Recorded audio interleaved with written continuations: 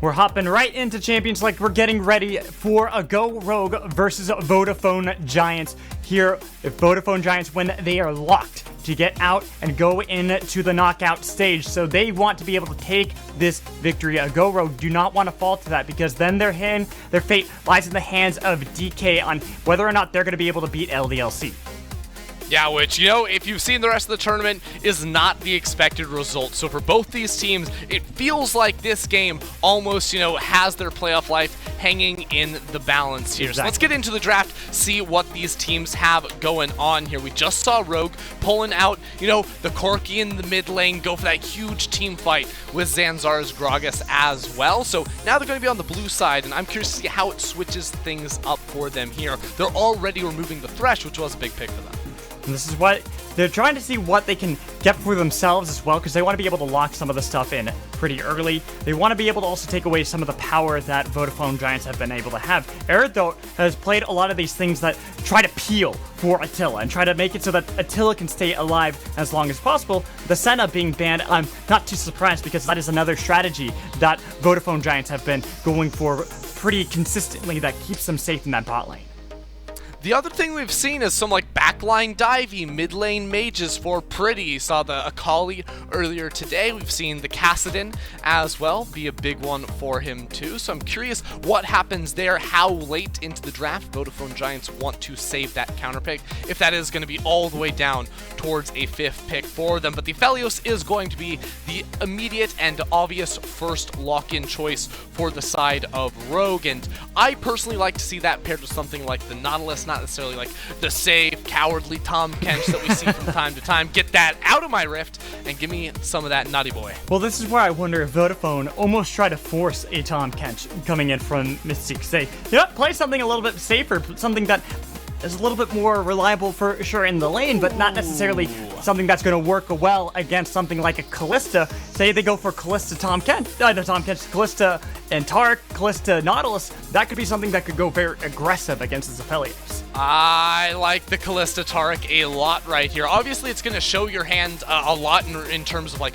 what you're looking for out of your bot lane with the Taric too. You're going to be gearing up for that big 5 versus 5, but let's be honest, teams at UMasters have been all about the 5v5s, have been about the scaling options here, so I don't think that lock-in is going to be too surprising, and I would expect to see Rogue try to fight back with similar tools themselves. I've still got my eye on something like the Nautilus. I'm not a huge fan of the Braum pick here, as a much more like softer, safer lane that doesn't have a ton of playmaking opportunities, but this tells me now that we're going to see maybe Shigenda take something a little bit more aggressive in the top lane, give a lane for Zanzar to play through early on. Plus, we know that Antonio likes to play a lot of tanks. Ornn is something we haven't seen too much today, but it's been something that has been pretty reliable in that top lane. This could be an early call, say, we dare you to take this Ornn, try to be able to set up some good fights that can follow up this Kalista Taric lane.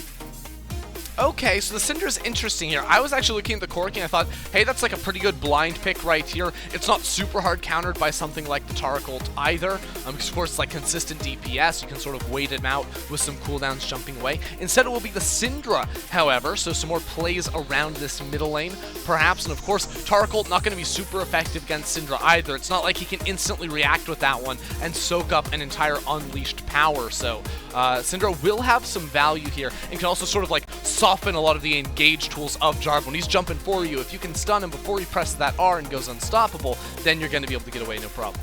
Make it so that you can disengage pretty consistently, not have to worry about Llama Bear, who loves to play this Jarvan, be this guy who's engaging heavily in these mid-game team fights, the guy that they all rally behind. And this has been the unspoken hero of Vodafone Giants, who they've been using to pretty much carry them through the mid to late game. Say, all right, you're going to be our engager. You're going to be the guy who constantly starts off these fights. This is why they give him something comfortable, and I love that it's paired up with the Taric to make it so that he's even that much more difficult to kill when he jumps into the front line. Yeah, it's very easy to sort of like imagine how the team fights play out for Vodafone Giants right there. It's very straightforward, easy to execute right here. But also with those 3 champions, like, it's pretty clear you're going to be playing through the bottom lane, which when you have Attila, seems like it makes a lot of sense here in the EU Masters. Also, the Antonio up top lane, he doesn't need anyone's help. He's a big tanky boy up there. He's going to be fine, no problem. I actually saw someone suggesting in the chat Cho'Gath could be a big that's Antonio's go-to tank. Yeah. I love it. I love it. I want to see the Cho'Gath right here, you know? Right now they need some magic damage. Well, we're probably going to see that come out of Pretty. Like, Cho'Gath can soak up pretty much any matchup up there in the top lane, no problem. Now that I'm thinking about it, I'm actually liking the Cho'Gath, though. I like the Cho'Gath with Taric, with Jarvan. Like you said, it gives them that mixed damage. It is wide open if they want to go for it. But I think this is where they grab their mid lane. They need to get something that they can counter Chocolate on, because it's an early grab on Syndra. You know what's going up against. Make it so that the Antonio is going to have an easier time to counter match up that. If it is going to be the Cho'Gath, they can wait on it. They can say, you think it might be this, but we have other options. Yeah, and we've seen this Corki come on through here as a matchup into the Syndra a whole lot. You know, if you feel like you're struggling early on, of course, you can itemize into something like a Hex Drinker, but I feel like Corki, very, very safe. Never should be getting hit by any of those stuns, those Scatter the Weaks, because, of course, he does have that W and will outscale in the side lane, like we've seen pretty much every time. While Syndra has a lot of burst damage, when Corki runs at you with the Muramana, Triforce, and Infinity Edge, he's going to be able to burst you harder. Poppy, I like it. I like Poppy, does great into Jarvan. You talked about the counter that Braum provides if he's able to use Glacial Fissure against the Flag Drag Jarvan. What's better than having Steadfast Presence? Poppy can do it much more reliably, and you're not expending your disengage tool to do so.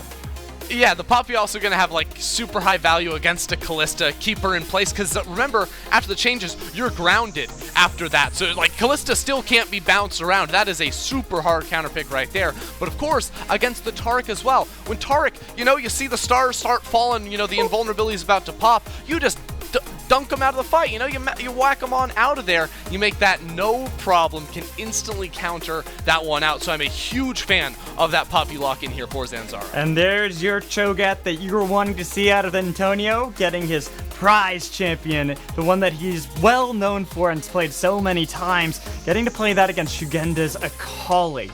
This matchup is not something that you'd see too often. Akali, something that wants to be able to assassinate, something that is trying to be able to fight a lot more in the lane, going up against Cho'Gath. That's something that's so unusual here, and how it's going to be able to pair up. I don't know this matchup too well.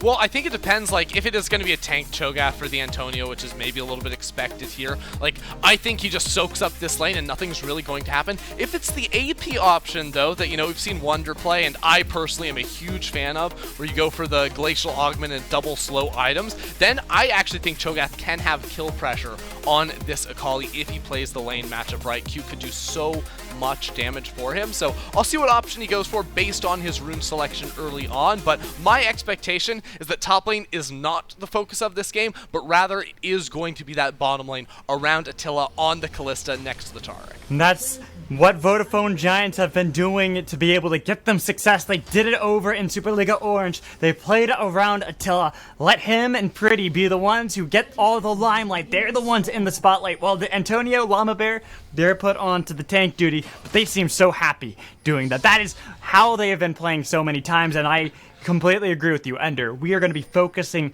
onto Attila versus Woolite. You got Kalista Taric, a lane that you don't get to see too often. The 80 carry matchup of the ages. This Sunday. Is that how it goes? They're both up. Yeah, they're both trying to prove themselves. Get back to the LEC. Yeah, I think that's how it goes. And I think you're sort of onto stuff. You're talking about the Antonio, Llama Bear being totally fine playing tanks. It's because Giants sort of have like a winning formula, you know? Like they have tanks in the top lane, and then they let Attila play Kalista, and then they usually win those games. So I do like this idea that they've got coming through, you know, very good scaling options with the Corki next to the Kalista for like a double ranged backline threat. And of course, the zone control around it, the tanky front line, the invulnerability from Taric as well, to set up for a beautiful 5v5. And hopefully they're going to be able to get that 5v5 fight up against Rogue.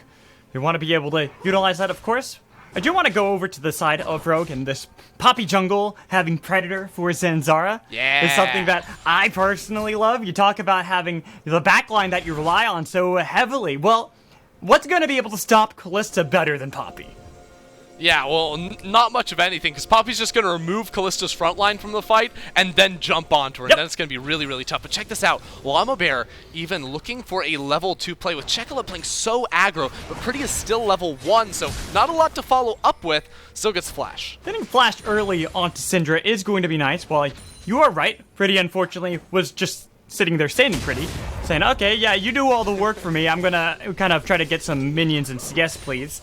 But it's going to make it so that in a couple minutes, we'll probably see Llama Bear try to make that play again into the mid lane when Pretty can actually back him up. We'll have Valkyrie probably see around level 4s when I'd expect a Llama Bear to revisit that mid lane.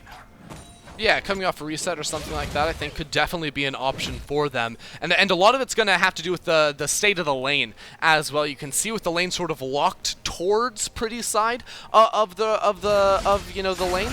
Like, Checolate has to play super safe. He's hugging that top side, expecting Llama Bear to be underneath him. He places that ward too to make sure that he can play inside of that pocket, and is like half pushing this lane as well. I feel like he may have been better off to just try and last hit those minions as best as possible, because right now Pretty can continue to maintain that freeze. You can see we're not waiting for level 4. Llama Bear is going to look for the Scuttle Crab first, and then potentially another play around mid if Checolate can't, escape what could be a tough situation.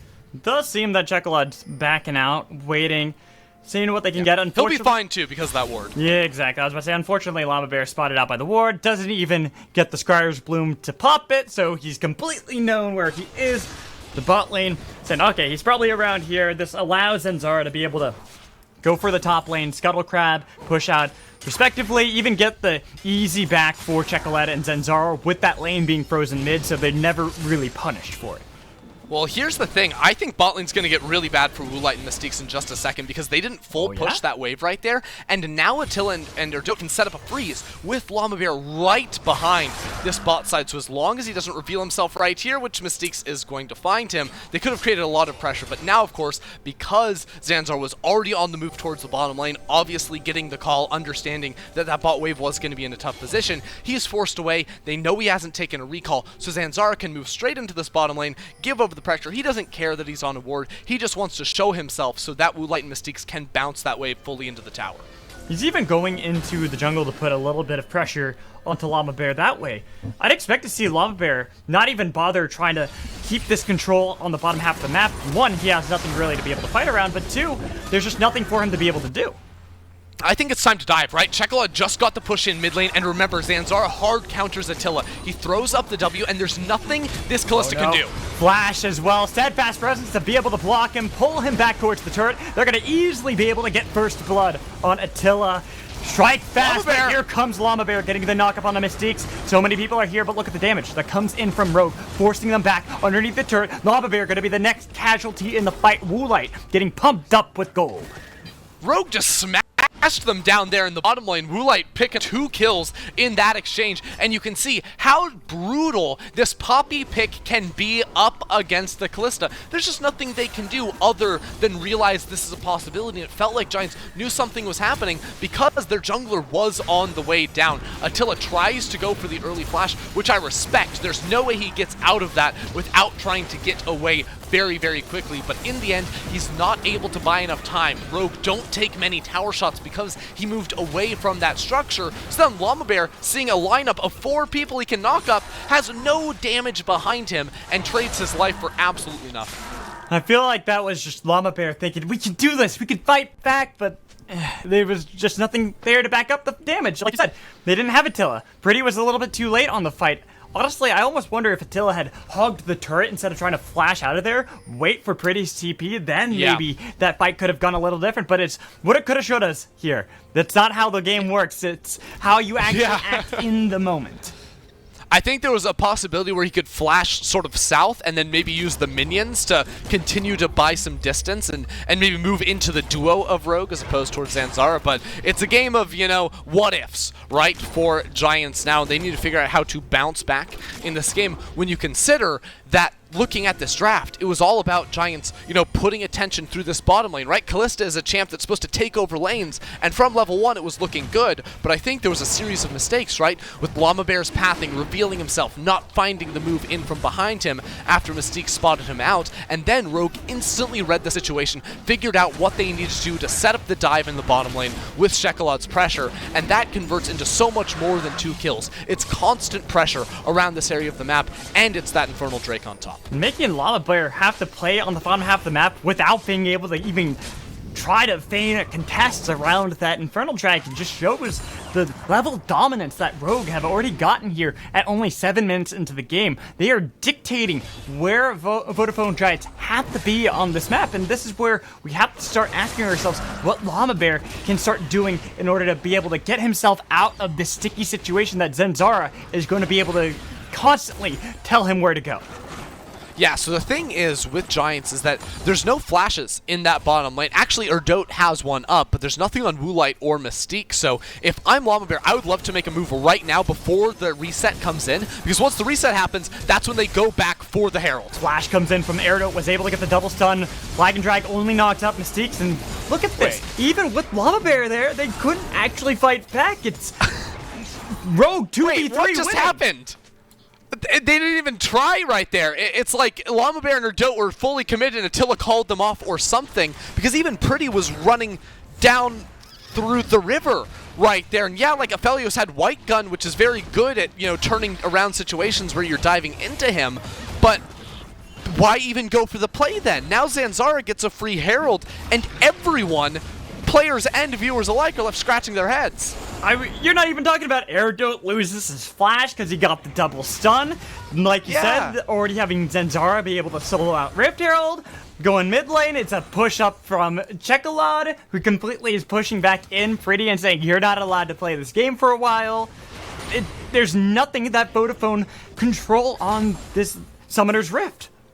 Yeah, I really do not know what to make out of that situation right there. And I'm honestly a little bit surprised to see Woolite and Mystique's running back towards that bottom lane. I guess with no flash on Erdot, maybe they think they can make another move. Maybe they want to set up another turret dive towards the bottom side of the map. And of course, actually, as I say that, I remember Zanzarah soloed off the Rift Herald, so there's no reason for them to swap back towards the top side of the map. Now we're actually going to see them run back that same play you have to feel. Zanzarah go back to base now. Maybe he has enough for his Cinderhulk. Not quite, but still can path back towards the bottom lane, play around Shekelad's pressure through mid on this next wave that he is going to be crashing. You can already see the pieces being put into play here, where Woolite and Mystiques are clearing away vision inside of the river to try and allow Shekelad to get down there unnoticed. Oh yeah, it's all starting to come together now for Rogue. They're putting those pieces where they need to be and where they belong, easily making it so that Vodafone know that they had to play around the bottom half of the map again. Llamabear already pathing there. So many control wards have been placed down by the Giants, but they still don't actually control a damn thing.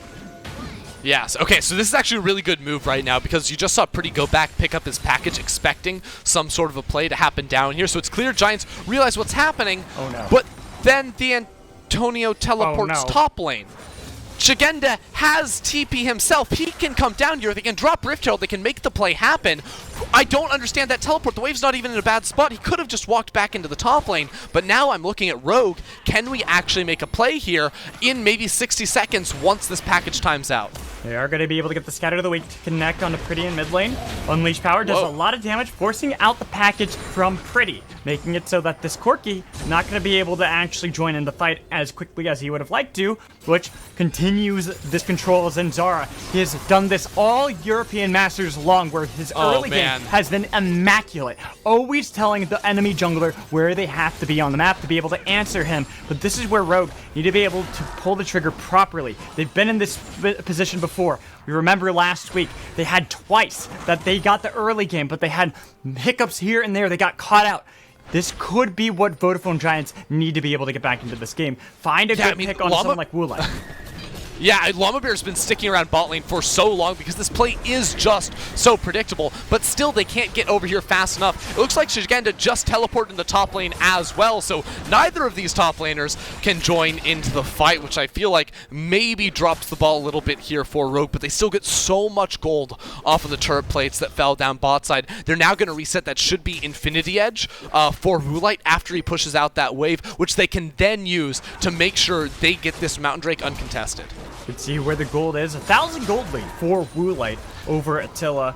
There's 2 kills. Actually, wait a second, Magical. So Woolite, they delayed their reset so long, Shekelad the same. So now Giants actually could pick up Drake right when it spawns because Rogue won't be here. And Woolite actually hasn't spent his gold, right? Both carries are sitting on so much money here, so Llama Bear may be able to start this one off, but Shigenda is the first one to rotate out of top lane, so in the end, while it looks like maybe it was going to be a toss right back towards Giants, Rogue should still find it. That Predator was scary enough for them to back off, saying, we don't know where Poppy is, she's a scary lad over there. And they back off, will forfeit Mountain Dragon towards the side of Rogue. Not unfortunately going to be able to get that. I thought you were right. I thought for a second that Vodafone had the edge there. They had gotten the recalls. They had purchased their items before, but unfortunately they were too afraid of Zenzara. Yeah, and it was also Shigenda too, who had started moving out of that top lane as well. It's been a strange early game so far because I feel like the top laners were playing on a different planet than the rest of their teams. Isn't that, wait, is that not top lane? I thought top lane was 1v1. Usually... No, usually top lane is an island, but this is like we're playing like No Man's Sky or something. Like they're actually just like in the outer rim right now. Like they're far, like a galaxy far, far away because like while Rogue are setting up this dive in the bot lane that takes them 3 minutes to set up, by the way, neither jungler farming. They're both just sitting camped by the tower down there. Both top laners in different windows teleport back into the lane like, ah, yes, I must get my farm. It'll be great. And they're still farming worse than pretty. You know what? I didn't even notice that. That is something interesting. That's unfortunate, as Antonio is going to be able to get that Abyssal Mask, even without having as much gold as he would really like. He is going to be able to stop Shigenda from being able to do anything, and this is where we start to wonder if they're ever going to be able to join any of these fights, because it is still the pressure in bot lane from Zenzara and Llama Bear. They have not left the bottom half of the map either. Yeah, it's season 3 of Rogue Dive's bot lane right here, and the first season was great, but the second 2 seasons, literally nothing happened, right? Like, they were teasing some kind of, like, insane climax at the end, but the season finale was just garbage, right? Yeah. There wasn't even a twist. It was just like, and nothing happens. And we get into this situation once again. Shekelad and Zenzara running towards bottom lane. Check it out. Llama Bear is here to prevent the gank. This time, though, the tower's low, so maybe finally they can commit and secure the structure. It happened. They get it. Magical. They get the turret finally. It only forced, what was that, season 4 of it? That they finally were able to get that? Season 4. That's what we decided, and maybe now it's going to be the weird spin-off series where it's about mid-lane. Yeah. Yeah. It changed a bit. They got new writers, right? So season 4 was actually good because they replaced the writers. But now, maybe it's the full plot twist, right? You got Erdot and Pretty moving up towards the top side. Doesn't seem like they want to fully commit for the dive, but Pretty will be starting off the blue buff, it looks like, to sneak that one right away and deny from Shekelad. I know what it is. So what's been going on this whole time, we've been having this action in the bot lane. They've been hyping up this whole, like, twist in top lane that eventually it's going to become relevant, but it's been so many seasons, people have just forgotten about it. And so, like, now that they're actually here in the top lane, getting Rift Herald, they're like, yes, it's gonna finally involve Shigenda and Antonio, but then they go mid lane. Yeah, it's, you know, when you have those characters, right, that split off from the main group, and then they just commit like an entire episode to the separate characters that no one cares about. That's what we're experiencing here. But through all of it, it is still Rogue with the big advantage coming out of it. They get yet another Rift Herald for themselves, and as you're saying, maybe the spin-off towards the middle lane. That tower has already been taken pretty low because Shekelad has been dominating the lane. And I say, he's been dominating the lane, but what? He's down 20 CS. I'm like, Well, he's been dominating the lane in the sense that he's always been pushing forward, creating pressure. And yes, he's been dropping some waves, he's been dropping some CS, but that comes at the benefit of his bottom lane. Exactly. It's always been about the rotations out of Chocolat, trying to rotate around where Zenzara is so they can create pressure that way, get Woolite and Mystiques out of the lane so they don't even have to worry about Attila and Erdo being an issue. They say, no, we're not even going to deal with that. Now they've sent them top lane, going to be able to try to see if they can fight around that turret and having the damage on the other side. But look at this, Zenzara goes and Cosmic Radiance a little bit early, going to be able to knock out Attila. The damage gone from the fight, but that's the one they wanted to be able to focus on. So they have to get the flash only out of Erdo and then back out.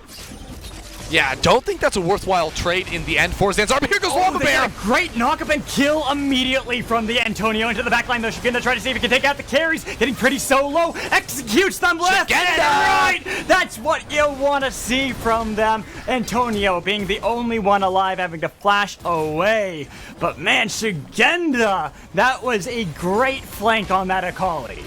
Yeah, Shigenda absolutely owning in the backline right after it looked like Llama Bear had found the perfect engage. He caught out everyone on Rogue except for that one critical member. That is the 200 years of experience worth. That is Akali. Look at this from Shigenda as well, because right there, when you see the huge engage, the backline is exposed. Just a couple of knockups. Braum plus Syndra helps Shigenda get into the backline to snipe out Pretty and the support right there as well. It's a huge play coming through from him, but it's not 1v9 Akali right there. No. You have to give credit to Mystiques and Chocolat to land the initial CC to set up for him. It was really a combined effort from Rogue being able to win that fight.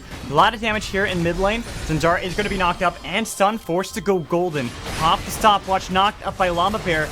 He might have overcommitted there, giving this back over to the side of Giants, but look at how low Antonio and Erdo are. Everyone else is starting to show up into the fight, looking to see if they can get the dazzle, but it's going to be a killing spree out of Shigenda instead, trying to see if he can get onto the backline. He sees how squishy and how low Erdo is, flashing forward, wants to be able to get one more strike, double kill, and then he dives in. Perfect execution, gets so much damage onto Attila, forcing Llama Bear to have to flag and drag away from the fight so that he can stay alive.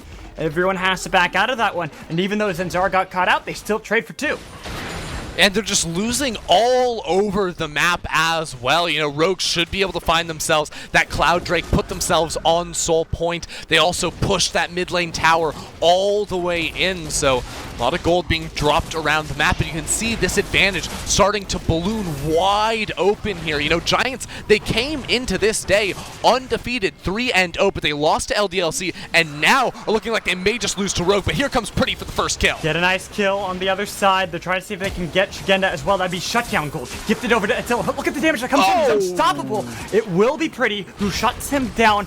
Still, the fight continues. Chocolat trying to escape from Antonio's clutches as well as Pretty on the other side. They could have flexed to see if they wanted to go for the dive. Good dodge comes in from Chocolat. A lot of damage back onto the Antonio. Trying to see if Woolite, don't step out too far. Gotta be careful. He's on a rampage. Thankfully, he has enough damage to be able to back out his steps and is 4-0 on this Aphelios.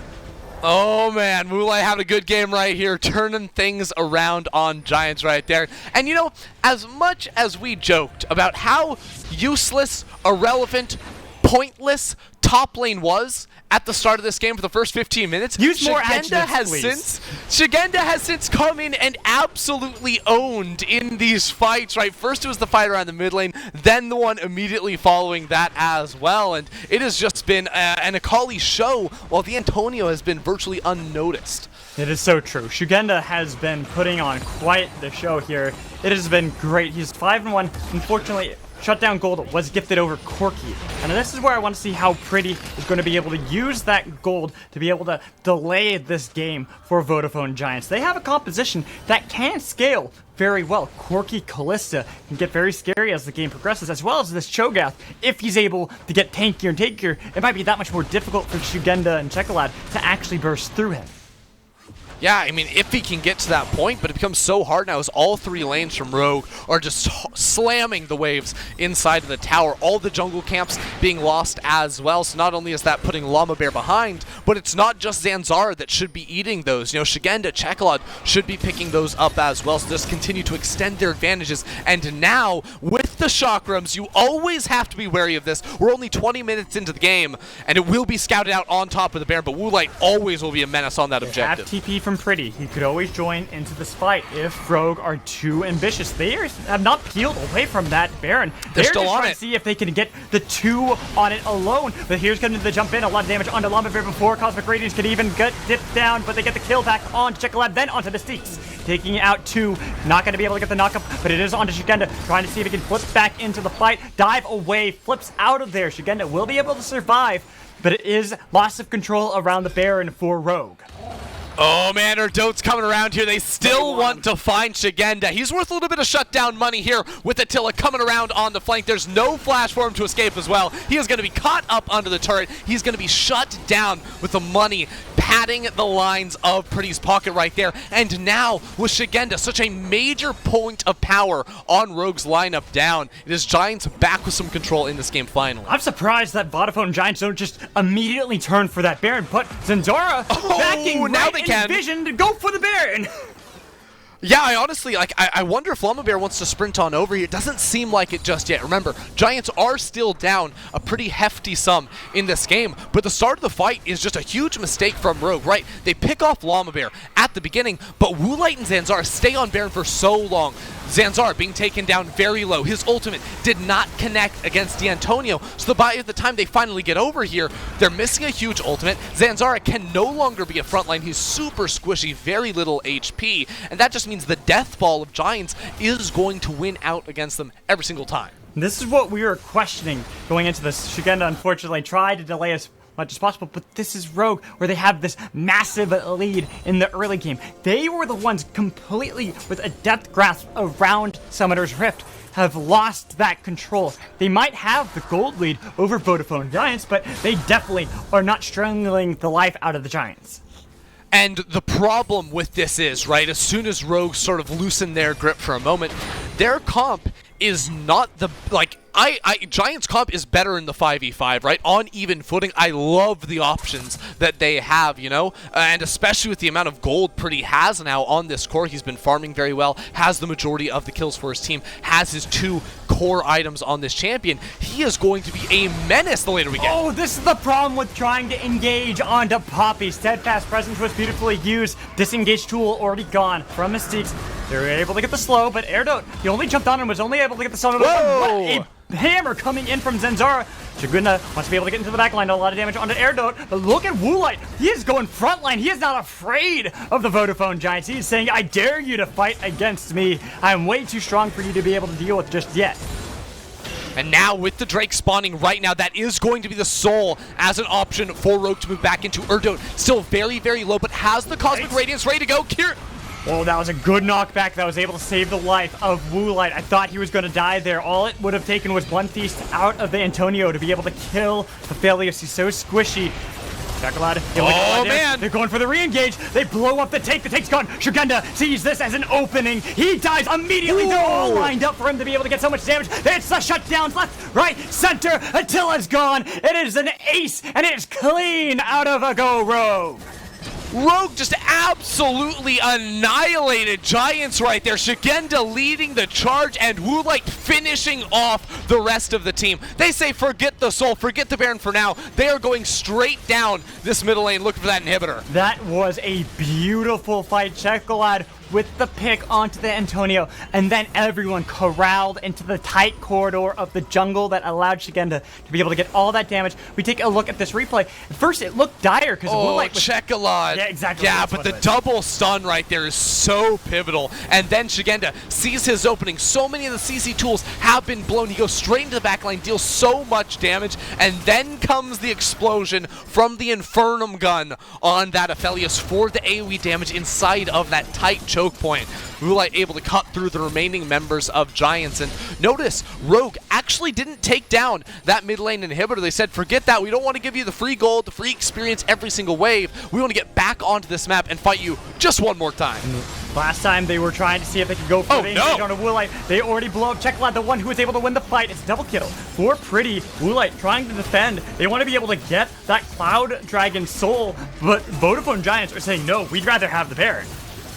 Yeah, Giants are going straight over towards this Baron buff. They say, forget that, because ultimately, the Soul is not going to be a game ender here with that Cloud. So they're going to go over here, make sure they can secure themselves this Baron. While Zanzarah runs down that middle lane, he will not be able to take down that inhibitor in time. Giants have kept themselves in the game. I thought for sure that Zanzarah was going to try to go for a steal. Unfortunately, no Keeper's Verdict means that not even going to be able to knock out Llama Bear, then go for that Smite steal if you wanted to. They'll give that over for free for Vodafone Giants. Of course, it is at the cost of getting themselves a Cloud Dragon Soul. Let's take a look at that replay. It's just a great pick, honestly, on to the members of Rogue. Well, here's the thing. All the vision that Rogue had is now gone, so they did not see this approach at all. The Antonio got the double knockup into yet another double knockup coming from Llama. Just beautiful layering of CC right there, not even giving Rogue a chance. And that's when they sort of make this immediate call, because they could have gone for the Drake themselves, delayed the Soul, but instead, I think they don't care about the Cloud Soul. Instead, they get themselves the Baron and now are forcing the Elder Dragon to spawn. If they can get the Elder Dragon, that's the one that will finish the game. Whichever team gets that should be able to use that to win a team fight and break open their opponent's base. It's still not going to be for another 5 minutes until that spawns, so both teams are going to see if they can find a catch onto the opponents. Maybe if one ventures out too far, especially someone like Llama Bear, or imagine Attila gets caught out by Zanzarah, that could mean immediately just march up mid lane and try to take that open inhibitor. But right now, Rogue are playing passively, trying to wait out this timer on Baron. Yeah, and right now it's just Giants picking off as much gold as they can, a couple of towers for themselves. I actually really love, if I could ask our observers to switch over and see the individual player gold at the moment, because yeah, that's what I wanted to see the comparison. Look at Pretty next to Woolite. Woolite and Pretty both with 7 kills, both with so much gold. Whoever goes down in a fight is going to lose! Llama Bear nearly got blown up, but look at Attila! He's the one who really dies in the fight. Everything is being poured into this by Rogue, even with Cosmic Radius. It's all just delaying the inevitable. Shigenda looking for the backline, jumps immediately onto Pretty. He Valkyries over the wall, but Shigenda read it like a book. Then they will cleanly execute Pretty. They get 4 for none. Only the Antonio is surviving, and he is a mere tank against the world.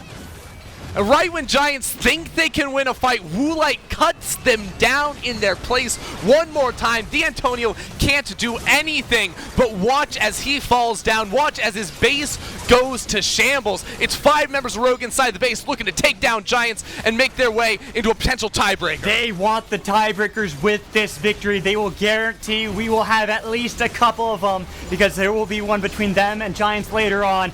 Go Rogue. They slap back hard here on the second week. They want to be able to get out of the groups, and they will tie it up with Vodafone Giants.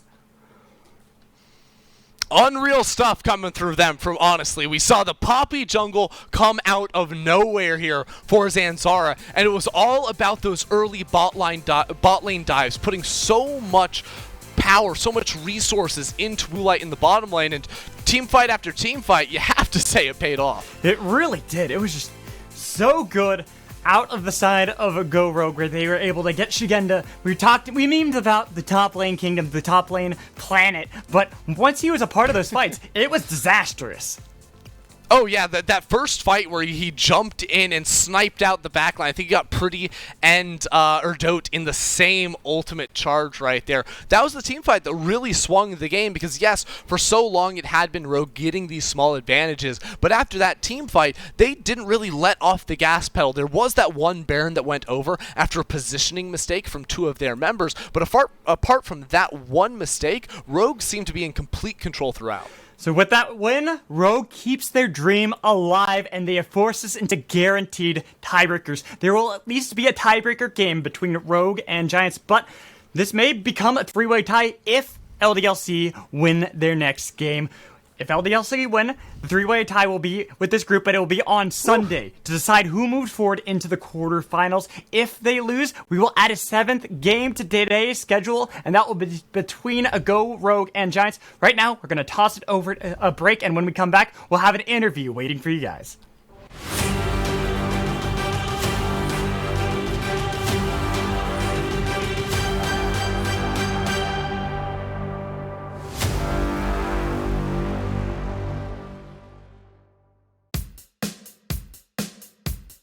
Magic.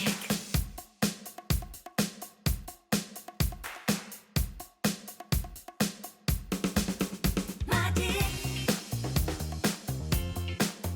Magic. Magic. Vous comprenez maintenant pourquoi j'ai créé la Magic? En un clip, vous devenez Magic. La monture avec ses 2 clips pour 149 €. C'est Magic. Dispositif médical.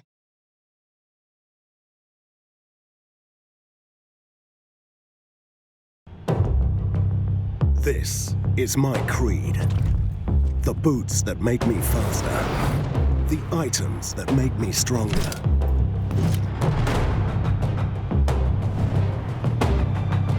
The potions that I drink. I get the best to be more powerful, so my champion rises to the top. But all this leveling up means nothing if I don't level up myself. It's the healthy potions I drink in real life that make me stronger. Because you can only rule the game when you realize you are your most important champion. To play like a pro, eat like a pro.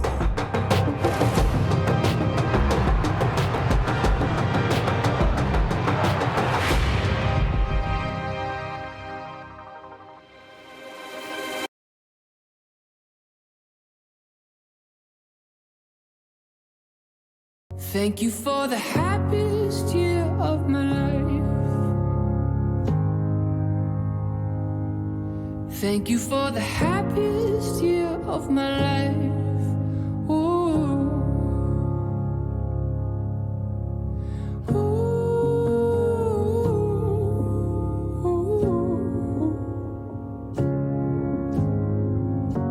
Don't think I could forgive myself.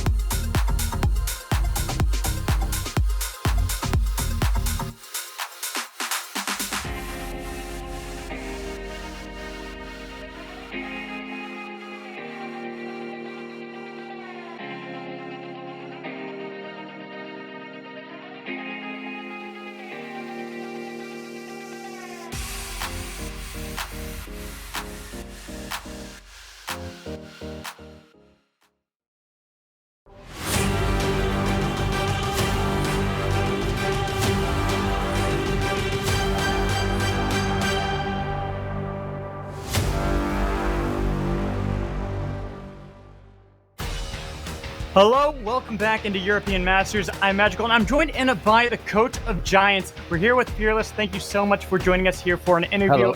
Sorry about the loss. Unfortunately, those kind of things do happen. It's okay. Sometimes you win, sometimes you lose. Today it was not a That good is day for exactly us. how it is. Today is not a good day for us. We'll bounce back stronger.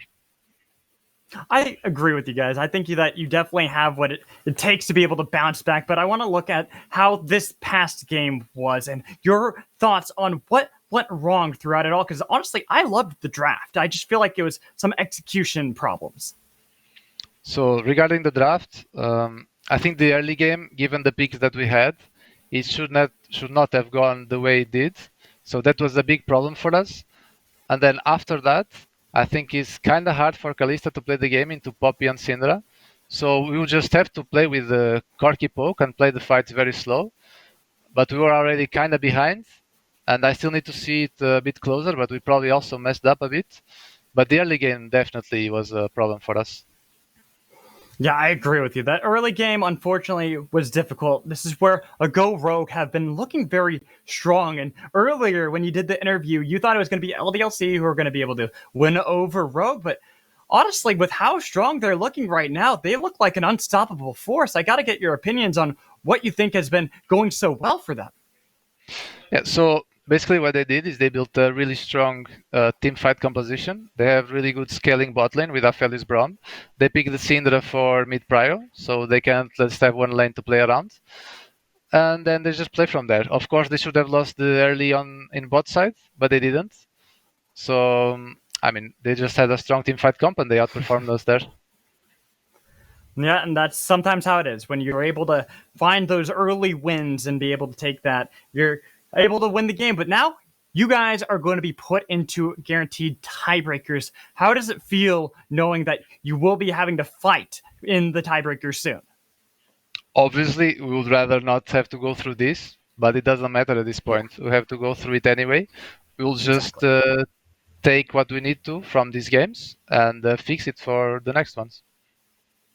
I think you guys can too. You guys have been very strong. You're undefeated last week. Moving forward, I think you guys will have a lot of fight back in you. But we got to look at the next game coming up, because I got to imagine that you're going to be Dutch fans for this one, because it is going to be Diffuse Kids versus LDLC. And I want to know who you think is going to be able to win. I think LDLC are the better team, but when you have nothing to lose and Diffuse Kids have nothing to lose, and the LDLC have something to win, because if they lose, they're out. So if they might feel the pressure that Diffuse Kids will not. So maybe we can see an upset, but I think it's hard. But it's possible. Yeah, I kind of agree with you. It's looking pretty favored towards LDLC. Yeah. But if the Fuse Kids win, the tiebreakers will be a lot easier for you, and you'll only have to face off against the Go, right? Yeah, I think we are guaranteed to go forward for sure. So it's just about that battle for first. And we will take revenge for sure. Oh, yeah. Well, I believe in you guys being able to take that revenge. We're going to toss it to a break. And when we come back, it is going to be LDLC fighting for their life in the tournament against Diffuse Kids who want to play spoils. So don't go anywhere. See you.